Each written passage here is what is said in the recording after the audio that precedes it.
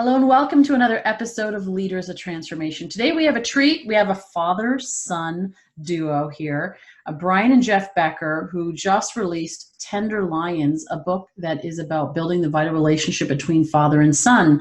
And so I'm really excited about this conversation that we're going to have.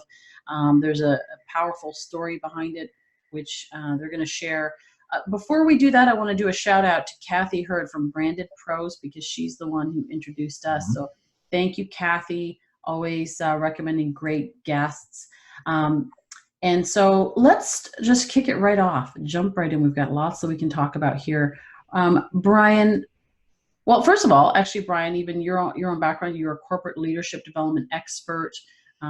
Jeff runs and he's co-founder of the nationally acclaimed basketball academy powerhouse Hoops. If we have time, we'll talk about those organizations and what they're doing there as well, but there's so much that we can cover in the context of this book. And we'll make sure the links for those of you listening, for those of you watching, in the link in the show notes, we'll make sure all the links will be there so you can get connected to Jeff and Brian afterwards to address questions and so forth. But Brian, let's start off with, where is the best place to begin this conversation with your story? What brought us to brought you to this point? But great question, Nicole. By the way, I'm the dad, in case you couldn't tell. But about 8 years ago, I was working for a foundation or a grant-making organization, and I was reading proposals from some of the most difficult places in our society, domestic violence, homelessness, hunger, mental health issues. And I had read a stack of proposals that day, and I don't know what caused me to say it, but I literally stood up at my desk and I said, there are no fathers in any of these pictures. There are no dads here. And in a few cases where there are dads, they're the destructive element in the picture. And these were proposals that came from organizations from all across the country and some international. Then the second really important thing was my mind jumped back to about 10 years before that. I was one of the destructive dads. I worked too much, traveled too much, partied too much. I got involved with pornography at a young age, and the destructive boundaries that I crossed just were catching up with me, and I was living a really duplicitous life. And I got sick of myself, and I got honest with my wife and my kids. Jeff was, I think, 14 at the time. My daughter was 16 at the time, and it was really devastating for them. And fast forward, we put it back together in a really healthy way. And a couple of years ago, we said, you know what? We think our father-son story is something that other dads and sons could learn from. Yeah, and it is. It absolutely is. And reading your book and you sharing how you came out, maybe actually, Jeff, you're right here. Let's have you talk about the impact that had on you as a son, hearing this from your father. You know, I think at 14 years old, you don't really know what's going on. You know, I'm still just trying to form my own identity and growing into a young man myself, and with puberty. And I honestly didn't know the effects of, you know, what my father was doing with the relationship with my mom and their relationship. I thought that, you know, as a 14-year-old boy, you're starting to see what is pornography, and your buddies are like, hey, check out this magazine underneath my dad's, you know, mattress. And so I didn't truly understand how significant it was. You know, looking back on it now, I have a fiance of my own, and, you know, being involved with relationships, it's extremely eye-opening to see how strong my dad must have been. You know, not only my father, but also my mother as well, to want to humble themselves, be vulnerable enough to say, hey, let's work on this, and not just say, we're done, we're over with it. You know, so I didn't realize it for, you know, 10 years down the road. Yeah. Yeah. And, you know, it's interesting because I think there's a lot of people that don't actually realize the impact of it. You know, I saw the impact of it in my own relationship, you know, and the result of it being on the other side of it.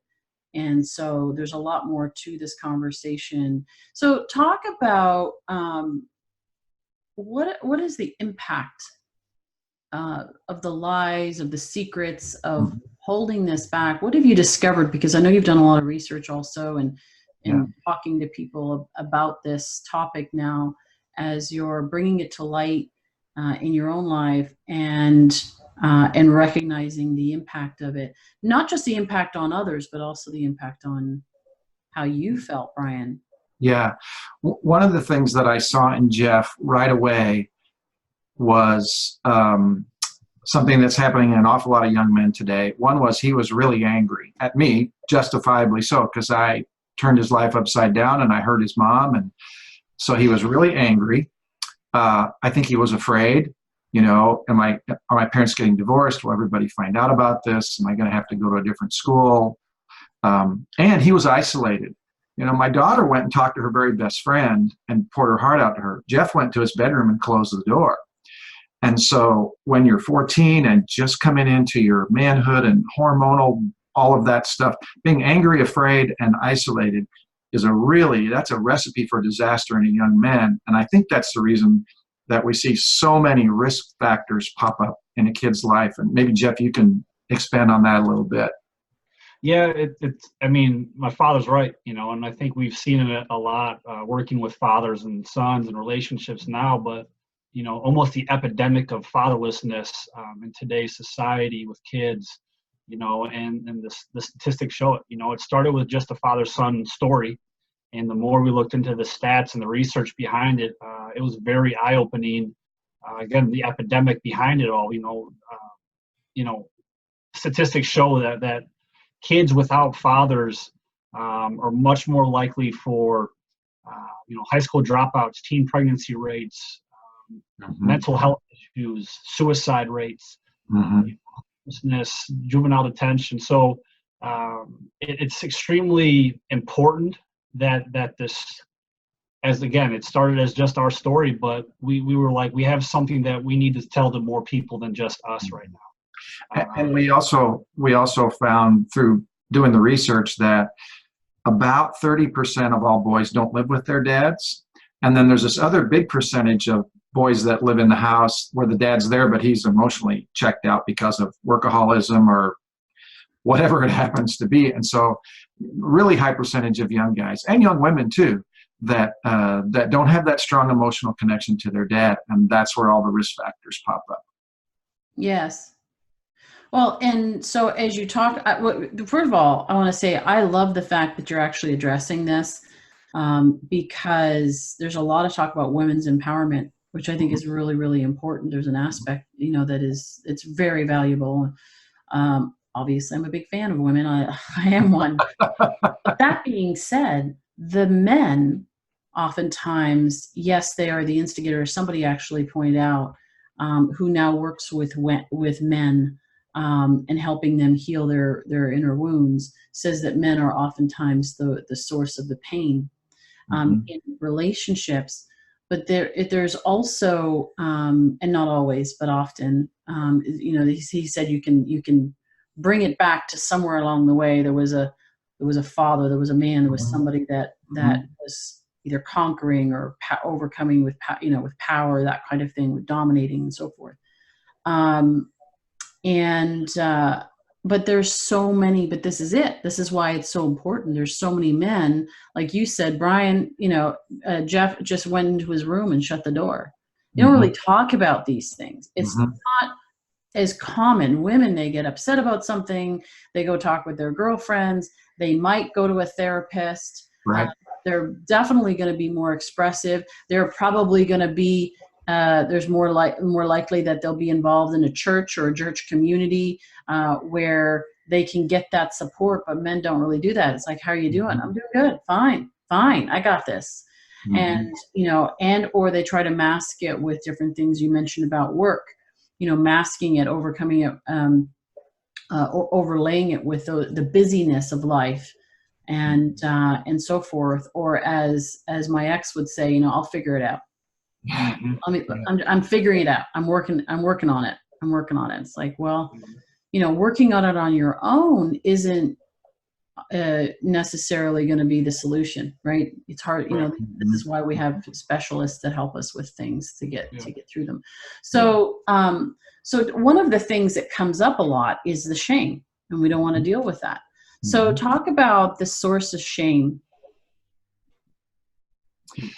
So I was raised in a home where it was really religious, very legalistic, and a lot of expectation to be, stay in line. And so when something bad did happen, rather than being transparent about that, you hid those things. I was raised in a world where vulnerability was seen as a liability.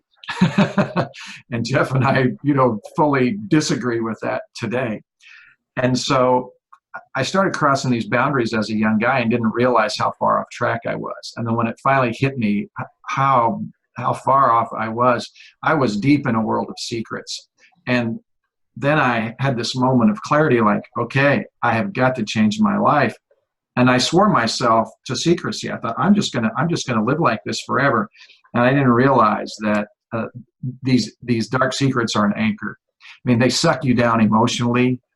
If you're a religious person, there's all kinds of scriptural things that talk about the evils of living in that secret and how much the devil loves those secrets and just suck you down. Uses it against you. Oh, absolutely. Absolutely. Yeah. There's Martin Luther, one of the world's greatest theologians, said there's the unhealthy trinity called the devil, the world, and our flesh. And so, my own self had some problems. The world was tempting me, and then the devil was just loving all of this. And it wasn't until I looked myself in the mirror and I said, I'm done with this. I'm not living this way anymore. Even if it means that my wife might leave me and I might lose my kids, I'm never going to be a man of integrity until I get honest about this. And that was a defining moment in my adult life. I was never more afraid, and it was probably the most important day of my life, with the exception of when Jeff was born, of course. But facing, that's the big paradox there, Nicole. What I was most afraid of, in the root of that, also were the seeds that set me free when I finally looked it squarely in the eye and got honest with them about that. Yeah. Yeah, and what you said there's a word that jumped out to me is integrity. When you're out of integrity, you're not going to have a happy life anyway. You're not going to be able to, you can outrun it for a little while and pretend, but after a while it catches up to you, and can't be a man of integrity. So talk about, how do you get back into integrity? I can go with this one. Yeah. In the book we talk about the 3 H's, and I think that's a great place for anyone to start. It's to get honest, to get help, and to get humble. And I think the first most important thing to get honest is my dad had to get honest with himself. He talked about how he didn't know the person or like the person he saw in the mirror. And so first he had to get honest with himself, get honest with my mother, his wife, and then get honest with us as a family. We all seeked help. They went to a lot of counseling. He still goes to counseling. We still have very hard conversations, and not just surface level conversations, but we needed to seek help from professionals, but also from our close-knit circle of friends and family. And all that is, you have to get humble. And I think humility comes from vulnerability. So we talk about the 3 H's a lot, is to get humble, to get honest, to get help. Because without those, I don't think you can be true to yourself, and you certainly can't be true to those you really love. Mm-hmm. There's a sense of almost brutal accountability when you say, okay, this is it. This is the whole story. Another shoe is not going to drop. This is it. And it's shocking. And at the same time, though, you really can be set free by just saying, this is all of it. And you may not be able to forgive me, but it's here, and I can't have a sense of integrity until I get to that point. And Jeff mentioned it a little bit. That allowed he and I to start having really much more difficult conversations. I don't mean like we were arguing, but talking about more difficult things in our life instead of just the ball game and the weather and what'd you have for dinner. And that, I think, set up an environment for him that said, oh, it's okay for me to talk about things that are challenging for me too. Yes. Yes. And in the book, you actually talk about even having that sex conversation with your son and what you would have said. Yeah. And for some who might be listening and saying, wow, that is not what my father or mother, certainly not, I know in my case, it was not like that. I don't even remember having a conversation about it. Yeah. It was like, yeah, do you know the birds and the bees? Okay, good. All right, done. And that was my mother who felt that, you know, she had to have that conversation. My brother and I were like, yeah, we already know. It's fine. Don't worry about it. And so, but coming from that same background, upbringing of, you know, you didn't talk about these things, you know, this is, but here you're, you know, you have the opportunity. What I hear in this is you can have the more difficult conversations, which actually allow you to have a deeper and more connected relationship as a result of that. And that's what I think oftentimes we, the lie in our heads is that if I do this, people won't like me, or my family will not accept me, or whatever. And in fact, when we are more vulnerable and honest and true, we actually have the opportunity, whether it's our family or friends or followers or whatever. I just recently interviewed somebody who wrote a book called Ditch the Act. And you know, like the more vulnerable you are, the more real you are, the more that people can connect to you. And the more they trust you. And so you're actually going to expand your reach. You're going to have the opposite effect of what you actually think is going to happen. So now he helps people with branding and personal branding and business branding and so forth, Leonard Kim. But so in this, yeah, having those deeper relationships with each other and more meaningful relationships. And, you know, I know you talk about manning up. And, you know, what does that mean? Let's talk about, because this is kind of like that gateway, right? For you to be able to man up and be the man that you're capable of being. What is that? First of all, man up has a lot of different connotations. So let's talk about that. And then what do you actually mean by it, and how do you help people do that? Well, I think that society thinks manning up is what you see on TV, you know, and sex sells and muscles and violence and everything we talked about, that it's not. And I think that, you know, we talked that it's almost a mask. We as we grew up, vulnerability wasn't something that we were taught or thought was cool, or being a man. But we truly believe that Tender Lions, the title, is exactly what a manning up should be. You know, we should be tender and compassionate and loving and vulnerable and understanding of our emotions, but also be a lion in competition and being fierce and strong and tough and mental toughness, but know when to be one, know when to be the other, know how to treat. That could be in relationships, that could be in work, that could be in a conversation, treating others. And that's, you know, reading into Tender Lions and what it truly means is very powerful for us as men. Yeah, I was going to say, what I love about it is you're not trying to, and of course, guys, you're not going to want to do that anyway, but it's funny because there are women that are trying to make men into women.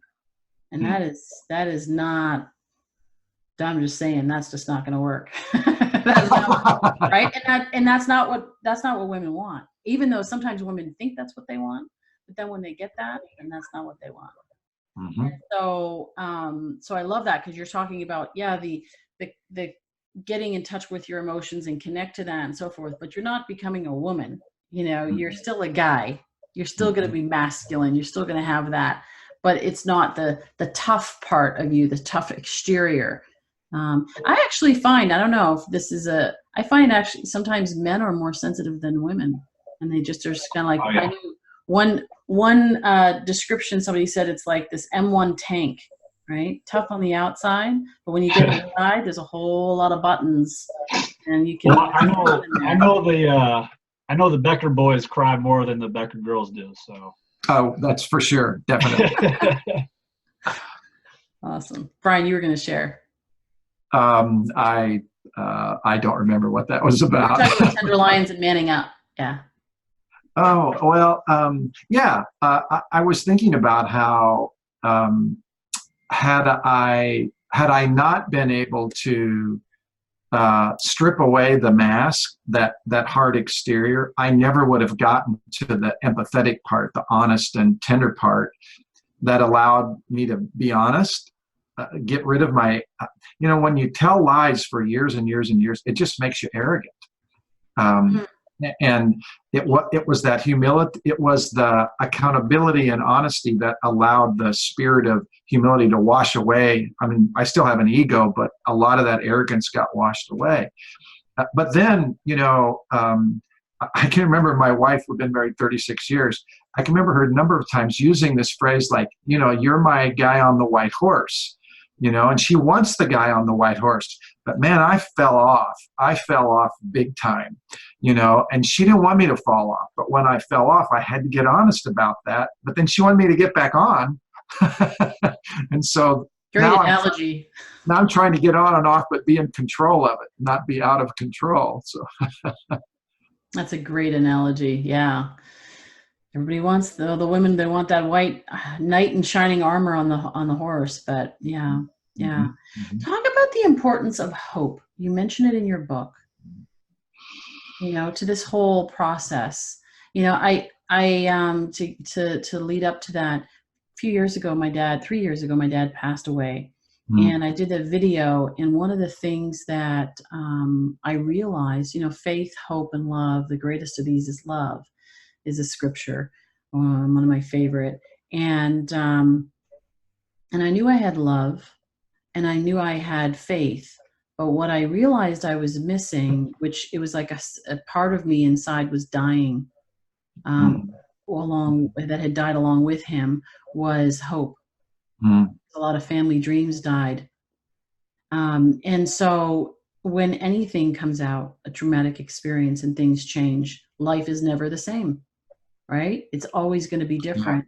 Yeah. And talk about this, this importance of having hope and what hope looked like, because I think sometimes we don't want to go there because we don't have a vision for what's beyond it, and we can almost we'd be more inclined to hope for what is now and hope that I can keep it a secret long enough. You know what I mean? I'll say from a 14-year-old perspective, from a teenager's perspective, hope to me was seeing that my parents didn't give up. Hope to me was that months I saw my father sleeping on a couch. For months I'd walk in and my dad's sleeping on the couch, waking up on the couch. But the hard conversations that we had showed that it's not that forgiveness and faith and love that you talked about this might take more than a day. This might take more than one talk, but over weeks, over months and months and months of conversations, of sleeping on the couch, hard conversations, of getting help, that there was hope. And for me now, again, starting a family of my own and seeing how hard it can be, that hope needs to be there just as much as love and faith, I think. But to me, I think from a teenager perspective, seeing my parents, they showed me what hope was. It's a powerful element. I wouldn't call it a tool. It's not like you can take it out of your trunk and change the tire. It's just not like that. It's like an inner sort of reserve or energy that was really vital. And there were days when it almost flickered out. And sometimes hope came in the form of some good man friends of mine who said, "Don't give up yet." And sometimes it came in the voice of something I heard on the radio, a story that came out of nowhere. And then you're like, okay, God, you're taking care of me when I can't take care of myself. And one of the things that I hope, I believe has happened is that my wife and I have demonstrated for Jeff and his fiance and my daughter and her husband that you can deal with anything. You can deal with anything if you're willing to honesty, humility, help. And it's not just for familial issues. It can be at work and in the volunteer social sector. Those are three, like a super strong, three-legged stool. Mm-hmm. So you have the book, and Mm-hmm. now how else do you support men? They read the book, they're like, okay, I need some help, I realize. Mm-hmm. And if they're picking up the book, maybe somebody has referred them to the book, maybe they're listening to this, Right. they were curious about it. Odds are there's a reason you start off your book that way, right? If you're Mm-hmm. reading this, it's because Mm-hmm. something in the father-son relationship might not be working, or you're piqued in your interest because it has to do with men. Mm-hmm. So how do you support men and young men to be able to navigate these waters? Because there's not a lot of education, not a lot of support in these areas. Yeah. Well, some of it's really organic, like both Jeff and I, out of the blue, we'll get an email or a text from somebody and they're like, I just read your book. I want to sit down and have a cup of coffee with you or whatever. And so we go anywhere to talk to anybody when they show that kind of interest. We've done dozens of interviews because we're really passionate about the issue and believe that it's vital not only to the individual, but strong societies can't be strong without strong families. And the family's not strong if that core relationships aren't good. We're kind of new into this, so we've had a few opportunities to speak to groups, but we're open to speak anywhere. Conferences, churches, men's groups, Bible studies, street corners. So we're willing to go and do that. We're attempting to sell the book individually and on Amazon and group sales and things like that. So yeah, Jeff, you want to add to that or no? No, I think it's like, for instance, for us, it was never about touching the masses. It was about touching one relationship and one heart. I think for us, it was us showing our vulnerability to say, hey, here's our story. Rip off the Band-Aid. Let's get raw. Let's get real. And, hopefully someone picks it up and says, this will help change me and my son or my spouse's relationship or whatever. From a business perspective, we,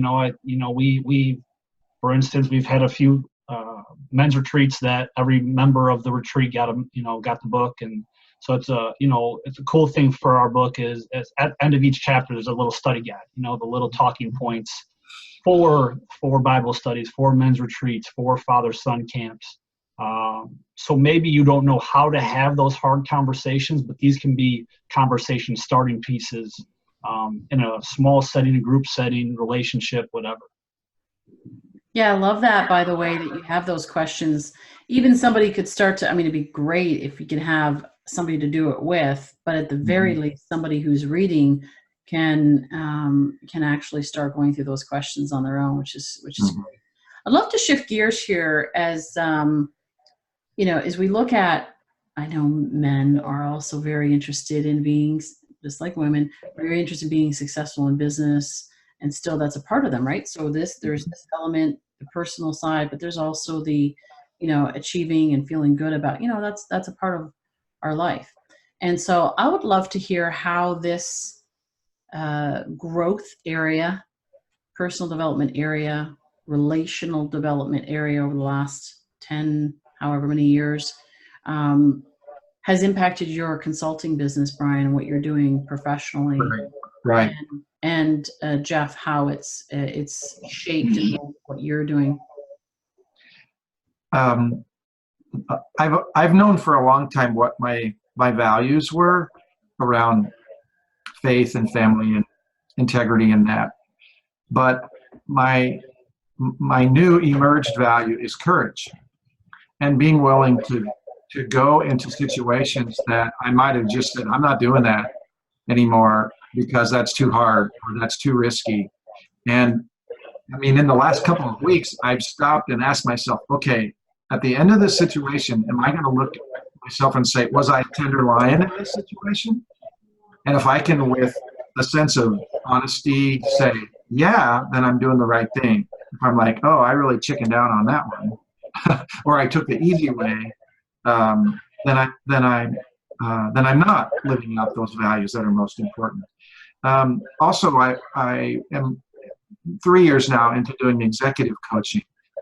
And because I've taken the most difficult subject, like imaginable for me, and put it up in the light with my family and others, I rarely am told anything by one of my clients that surprises me or causes me to go, wow, I don't know how to handle that.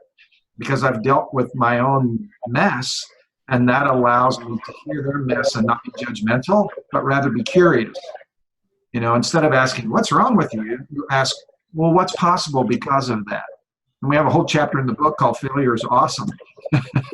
You know, we believe that winning the tournament is nice, but you don't really learn from winning. You learn from losing, and you learn from preparing to win.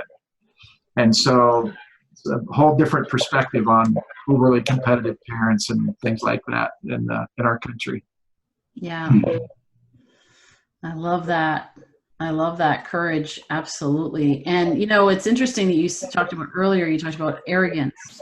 Arrogant. And it's like, how, and I've noticed this as well. It's like when I don't want to admit and or address what's going on with me. There was a time when I was trying to, my own way, trying to pull it all together. I had less compassion, empathy. I mentioned it earlier too. Less compassion, empathy for anyone else. And so, yeah, it's really, really important. I think there's some background noise. I'm not sure who that is, but Jeff, let's have you share. And yeah, I'm very blessed, you know, in the basketball world as a coach, trainer.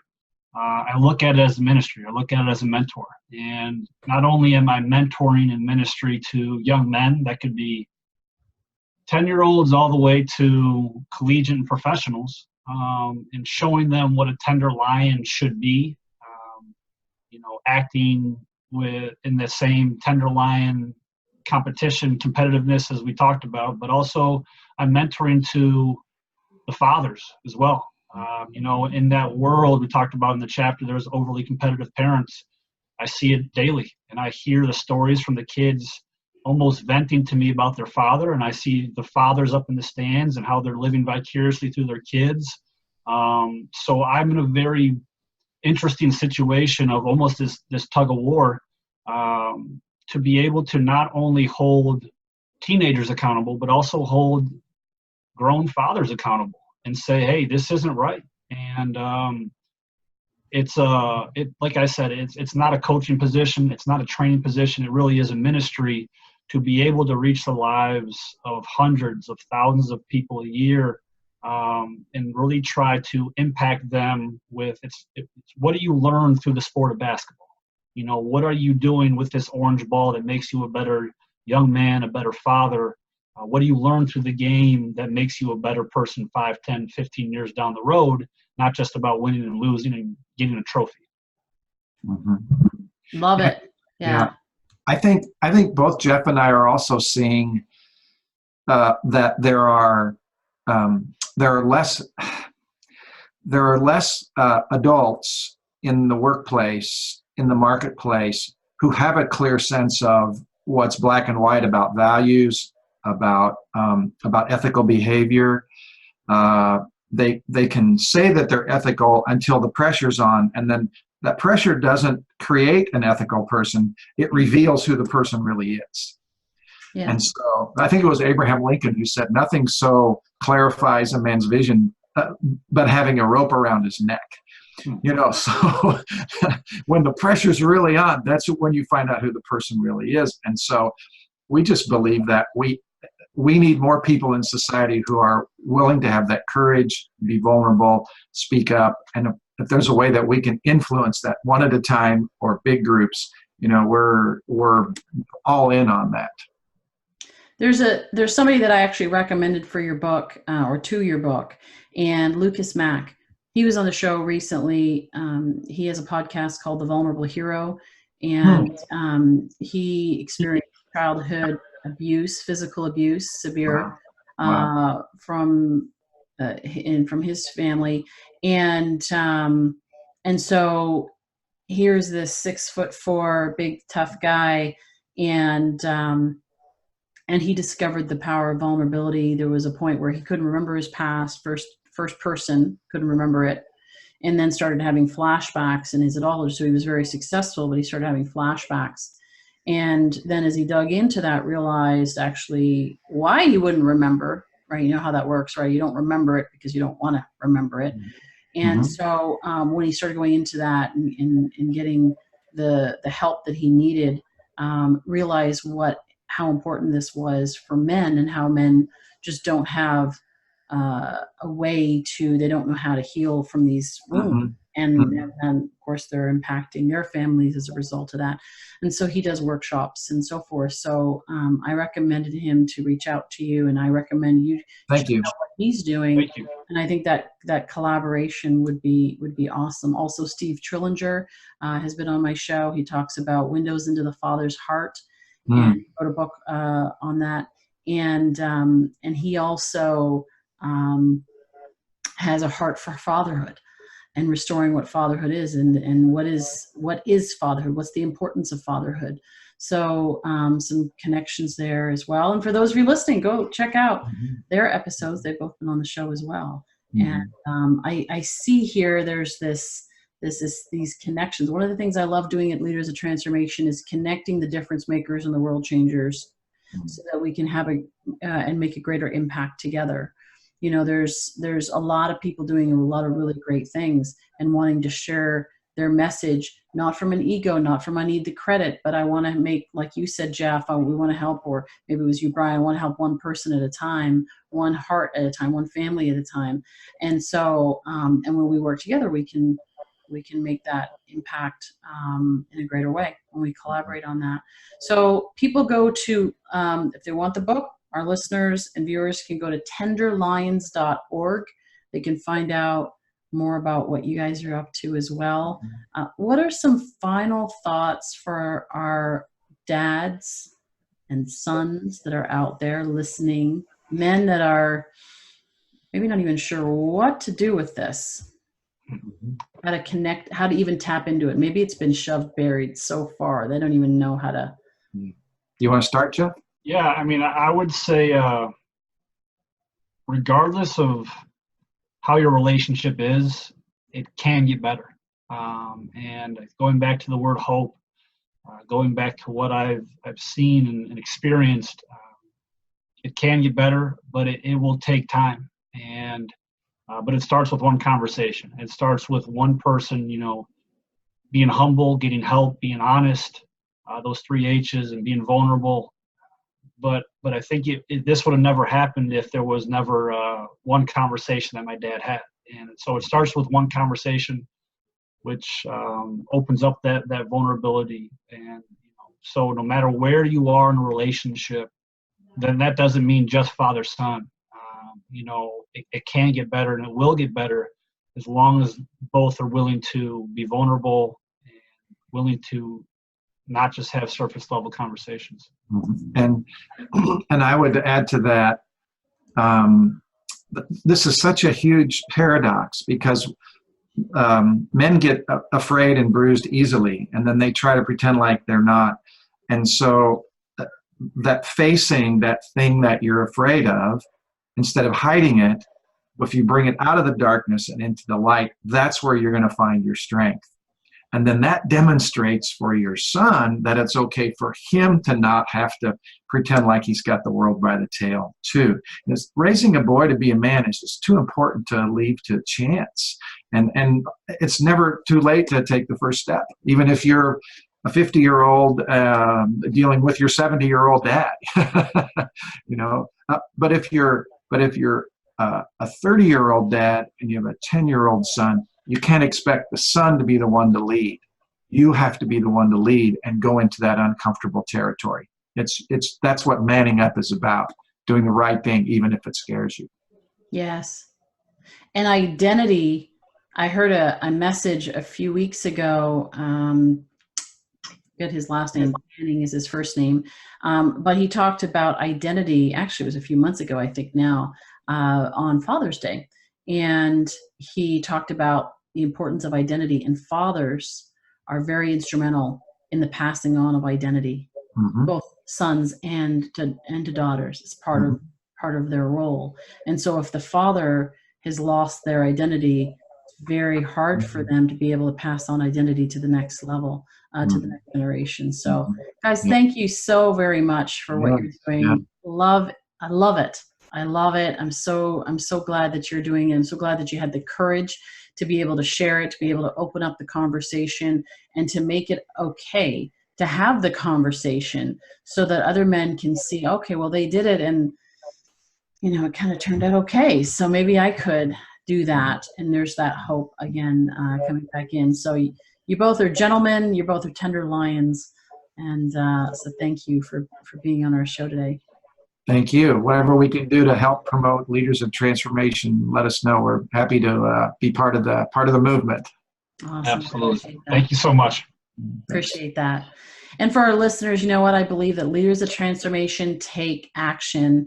If this has piqued your interest, if it's tugged at your heart a little bit, or maybe you know a guy who has been struggling, there's something there and he just hasn't been able to address it, hasn't been able to communicate it, share this with them.